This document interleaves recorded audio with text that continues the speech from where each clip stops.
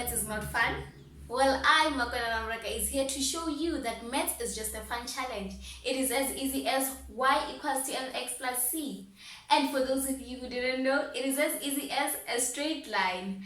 So right now, it is the time for you to grab a paper, a pen, and a calculator and come learn maths with me. Hey y'all, welcome back to another episode of Learn Maths with me on a hashtag Maths Tuesday. Hey y'all, I really hope that each and every one of you is doing well. So in today's video, we will be solving for missing angles using the properties of quads. So as you've seen, we've discussed properties of quadrilaterals, that their angles, their interior angles add up to 360 degrees, and in just those questions we'll just be meeting other properties that we've discussed, like angles formed in a straight line. So I just want to show you the importance of like not forgetting what you were taught, because these things in maths, they repeat each other, they repeat at all times. So you'd think that no, you're done with it, no, it's still coming back. So yeah, let's get straight into it. So with me I have two questions, but we'll be solving for 2 or 3 angles in each. So I just want to show you how just having one angle in a type of shape can just help you find the rest of the angles in that shape, or just having 2 or 3 angles, right?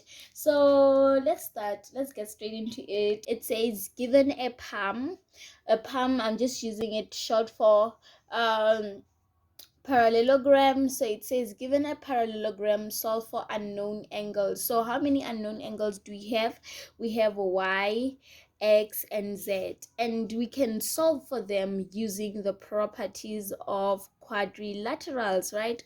So yeah, without wasting any time, let's just get straight into it. So what do we know about parallelograms? We know that opposite angles are equal, and if opposite angles are equal in a parallelogram, we already know that angle x equals to angle 60, which is the opposite angle, and angle y equals to angle z, meaning that just merely having an angle 60, it can help us find angle x, which will say angle x equals to angle 60. Remember, when you're dealing with Euclidean geometry, you need to always give reason. Give a reason for your action. Give a reason why you say angle x equals to angle 60. What will be the reason? Opposite angles in a palm, right? Now you've solved for angle x. Angle x is 60 now. Now you know 2 angles. So you need to now solve for the other 2 angles in the parallelogram. So now what's going to come in? We're going to say, okay, angle y equals to angle z. Why? Because of opposite angles in a parallelogram. But we haven't found the values. How can we find the values? We can find the values using sum of interior angles in a parallelogram or in a quadrilateral, right? We know that, okay, angle y plus angle z plus angle 60, which is for x, plus the angle 60 that we were given, they have to give us 360 degrees. Your reason will be interior, sum of interior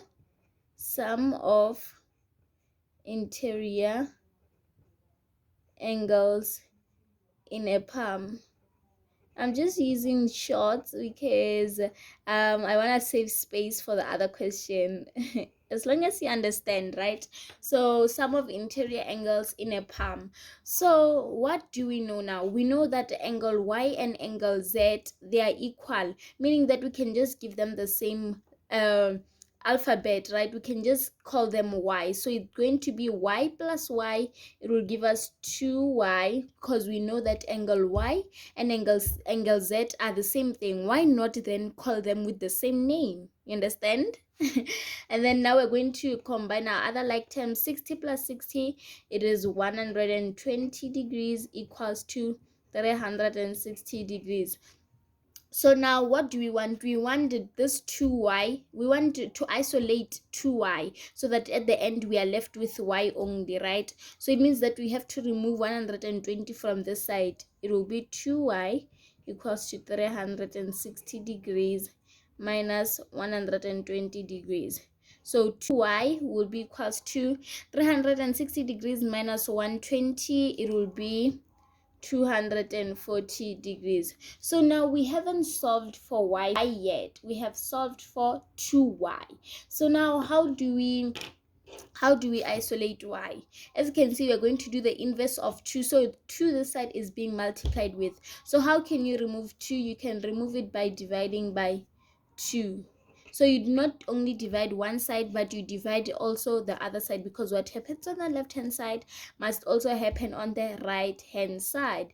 So y equals to 240 divided by 2, it is equals to 120 degrees, right? So meaning that since y equals to 120 degrees, it also means that z equals to 120 degrees, right? So there you go, guys. We have solved for our 3 unknown angles, which is x, y, and z. I really hope that you understood how properties of a shape can help you find the rest of the angles. So right now we have solved for our angle x, which is equals to angle 60 degrees, and then angle y and z are both equal to 120 degrees. And if you add all these angles inside of this parallelogram, they will give you 360 degrees. Remember that the sum of interior angles of quadrilaterals should give you 360 degrees. So if it doesn't give you 360 degrees, it means that something is wrong, right? So yeah, let's move on to letter B. So letter B, you can see that, okay, we have this shape, and in this shape we cannot say 100 is equals to y and 132 is equals to x, because this shape, the opposite angles are not equal, right? So how can we find the first angle that can help us find the rest of the unknown angles? We can find the x. Remember, we've learned about angles on a straight line. What do angles on a straight line do?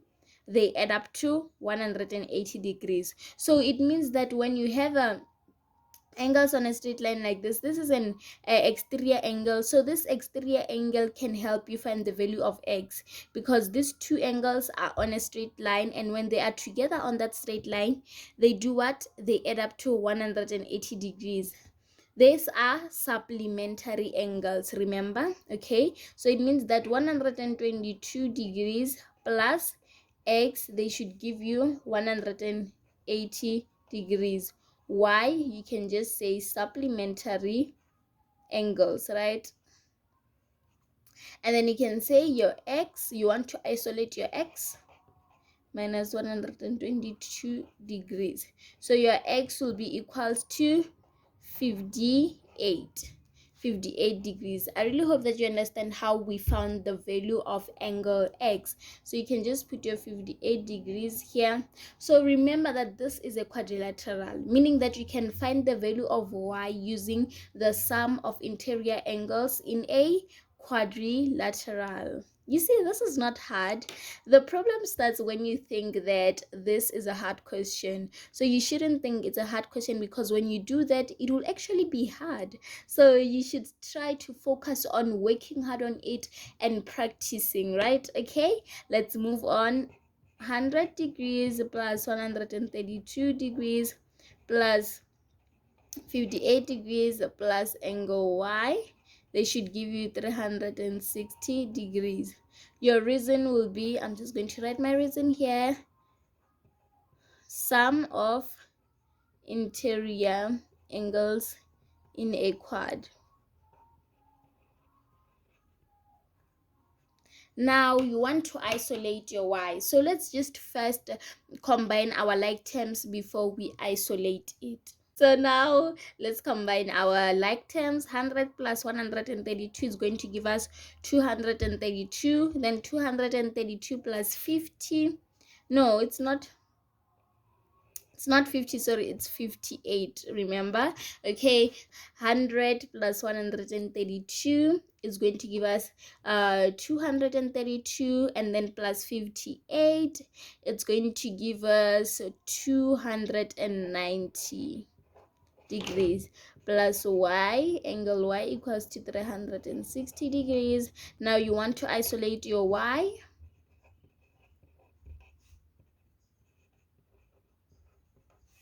Y equals to 70 degrees. Yeah, you guys, I really hope that you found this easy and you understood how to solve for the unknown angles. And finally, it is the last video of hashtag Maths Tuesday 2021. I'm really grateful for each and every one of you guys who have been with me since the beginning of this journey. It hasn't been easy, and I guess it hasn't been hard too, but it has been worth it. I'm really grateful to God for giving me this kind of knowledge for me to be able to share with each and every one of you. And I really hope most of all that you found these videos helpful. Until 2022, you guys, goodbye. Have a great festive season. Have a great Christmas, and most of all, I love you guys. Bye. If you enjoyed this video, please give it a thumbs up and tell me in the comment sections which topic you'd like me to cover. And remember, I do not promise to know everything, but I do promise to share and help where I can.